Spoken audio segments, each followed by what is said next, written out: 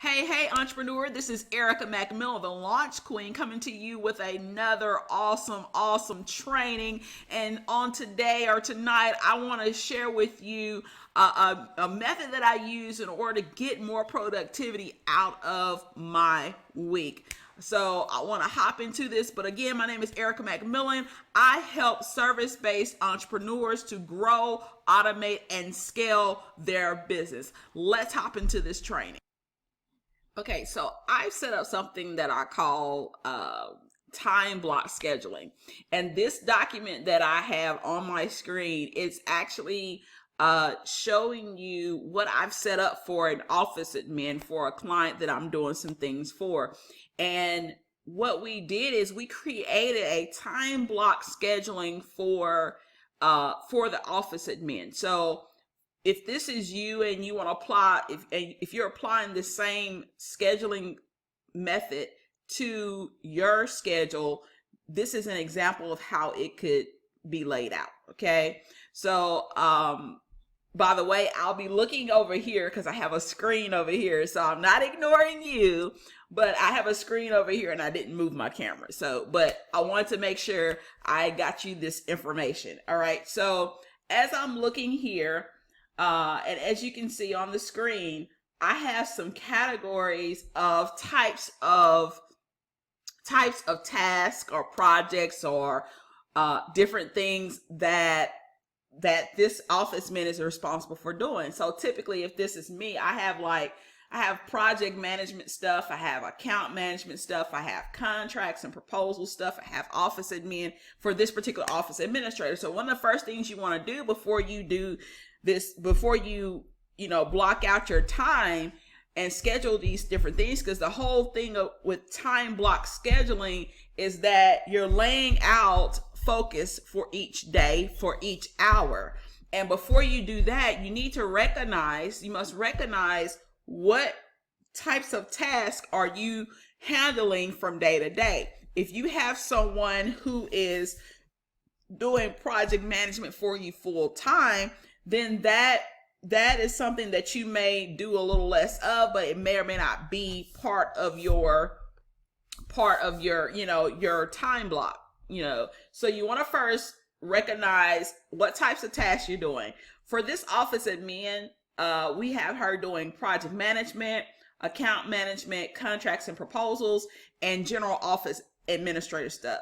And because we are constantly grooming her to become a better office admin, we've even been specific as to what is to be done for these categories. So for instance, project management, of course, is project management. We use a system called Teamwork for project management.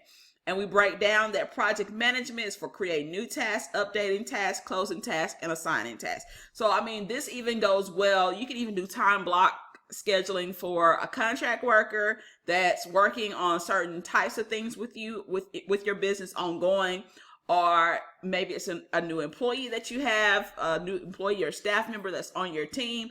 You can always, set out something like this so that this also defines a level of expectancy, expectations. You have certain expectations of what they're to accomplish from one day to the next, and you can help them in knowing what to focus on by doing time block scheduling. There's a lot of benefits to this.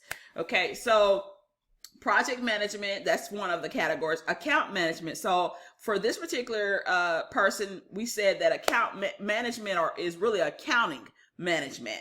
And it's all things money related. Anytime they have to do estimates, quotes, invoices, recording expenses, orders and purchases and things like that, that is considered accounting management. Okay. Contracts and proposals. This particular office admin is doing different proposals. They're going after different government contracts. So they have their office administrator that needs to do the related research and preparation around that. And so that's why we have contracts and proposals category. Office admin. Okay. Any other administrative tasks, inventory management, office organization, filing, contact, follow-ups, emails, and other duties as assigned, office errands, things of that sort. Then this under office admin. Now, one of the biggest differences between what you see here for the office admin and like what I lay out for myself as an entrepreneur is I actually include two other categories, and that's sales calls and client calls, because I have all of my calls are scheduled. There are some calls that you get in here and there, but for the most part, my strategy sessions with my clients, my follow-up sessions with clients, my periodic meetings with my ongoing clients, where we're in a sense doing like progress checkup. They're like progress check-ins. Then those are scheduled. We know that they're going to be on the calendar. We know that they're going to take certain blocks of time.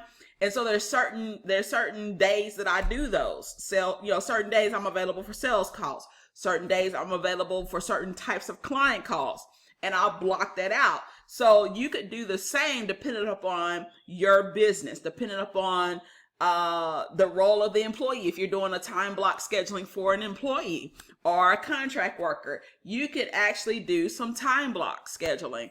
But the first thing that you have to do is you have to really define what actually is to be done in these time blocks. So when you do this for yourself, it actually makes you recognize how many hats you're wearing, how many roles you're juggling, and sometimes it helps you to see where you are where your strengths are and where you are needing a little bit more support. So for this particular instance, like I said, this is the office admin. I laid out a time block for her.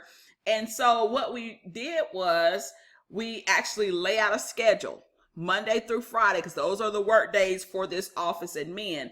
She typically works from 9 to 5.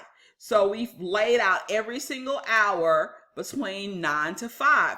And oftentimes as entrepreneurs, especially depending upon how established you are, oftentimes as entrepreneurs, the difference between those who get more done and those who kind of feel like their days are not as productive is the structure side of things. The structure, the consistency, keeping having and keeping a good routine. And one part of my routine that I'm constantly working on and refining is productivity. How can I get more done in a day, or how can I get the most important things done in a given time period?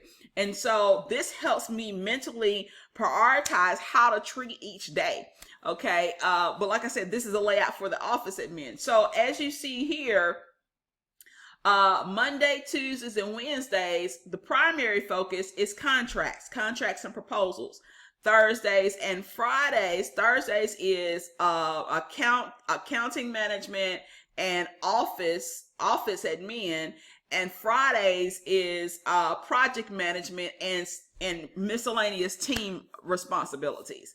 Okay, because of how she has to structure her Fridays. So, and then she has a standing lunch.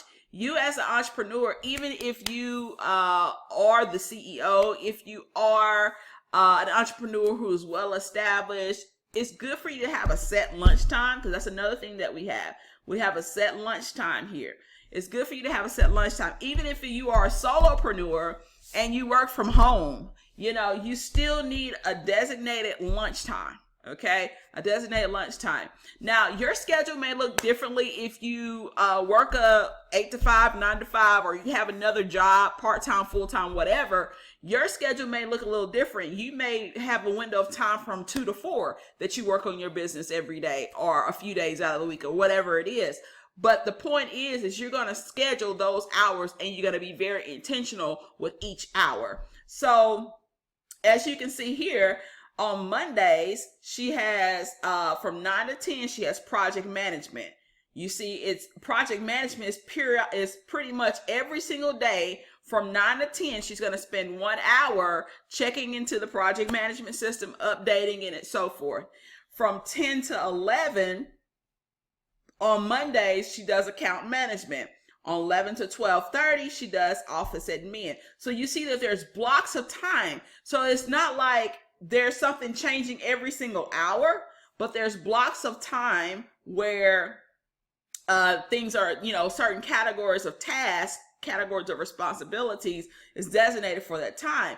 And if you notice after lunch, because certain things she likes to focus on, it's better for her to focus on for a consistent time period of like at least 3 hours or more. She does contracts. This doesn't mean that she does this throughout the evening, her afternoon, the whole shebang from 1:30 to 5. But what this means is that's her primary focus.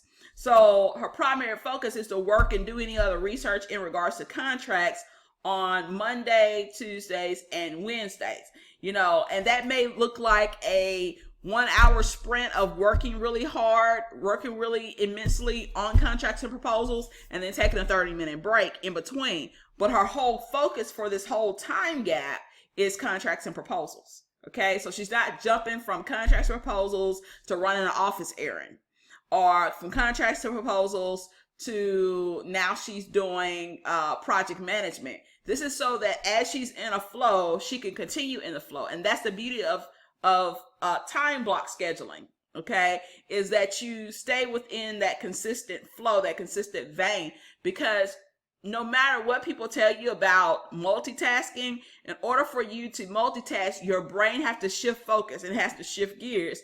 It's like taking a stick shift, and you're shifting from gear 1 to gear 4 because the focus has changed. And so with this scenario, with time block scheduling, you actually stay focused on a particular category or type of task so that you can continue to flow in that same vein.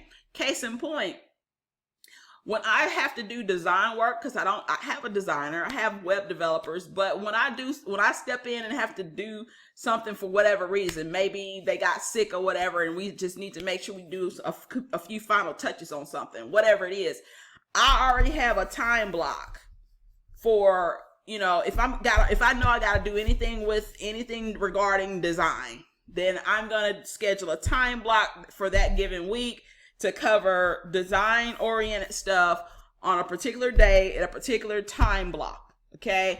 That way it's not like I'm all over the place. I jump from, a sales call to a VIP call to a strategy session. Now I'm finna go and do a proposal. No, I flow within that same vein. Just like on Fridays for me, it's typically my days to close out projects. So it's more of project management and accounting management, because I'm closing out projects as far as putting notations in our system.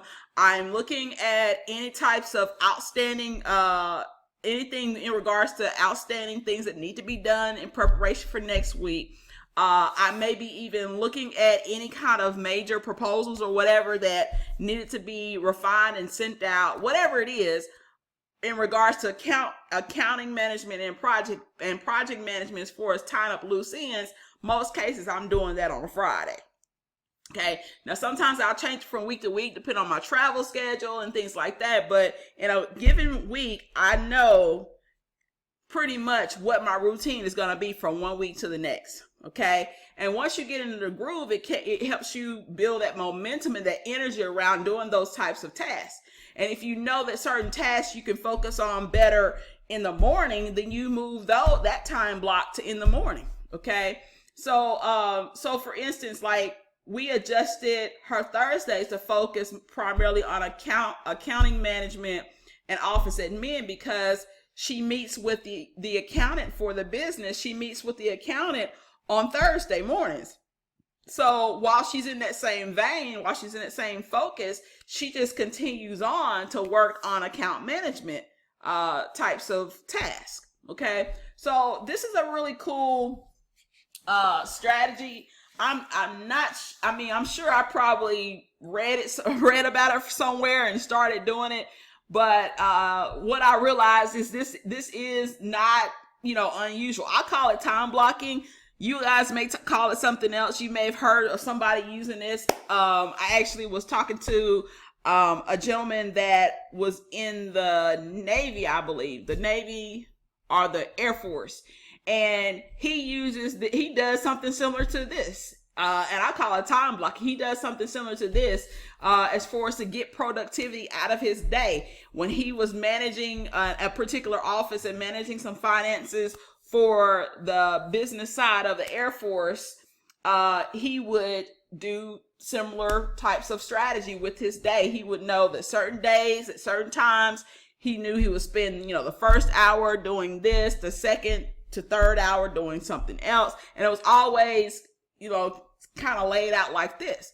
So this is one of the many hacks that I use to, one, not only get more productivity out of my day and my week, but also if I have somebody working for me or working with me on a consistent basis, and they're working at least 3 to 4 hours a day, then typically I know here's how we're going to do it as far as time blocks.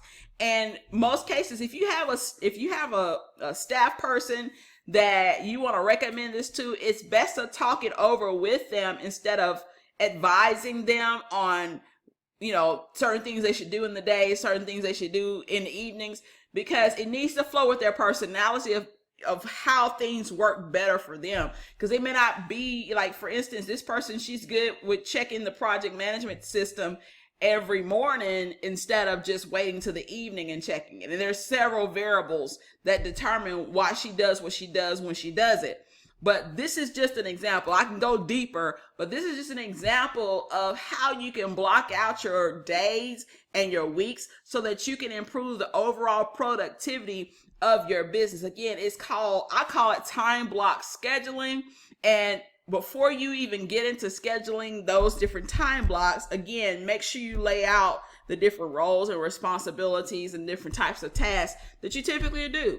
And as you do this for yourself, what you realize is there's probably some additional things that you're doing that you really need to delegate to somebody on your team who's already proficiently doing that. And you're just kind of double dipping, so to speak. That's something you should delegate. And that also alone, eliminating, trimming the fat as far as the additional things that you're doing that you shouldn't be doing. When you do time block scheduling, that helps a lot to identify those different types of occurrences with your schedule so that you can be even more productive and you can get the most pertinent things done when you need to get them done. All right. So this is a training on time block scheduling. Feel free to connect with me at launch2profit.com. Launch2profit.com. That's my private Facebook mastermind group where we're helping small business owners, entrepreneurs to up-level their business. Again, this is Erica McMillan, the Launch Queen, helping service-based entrepreneurs to grow, automate, and scale their business. I'll see you guys at the top.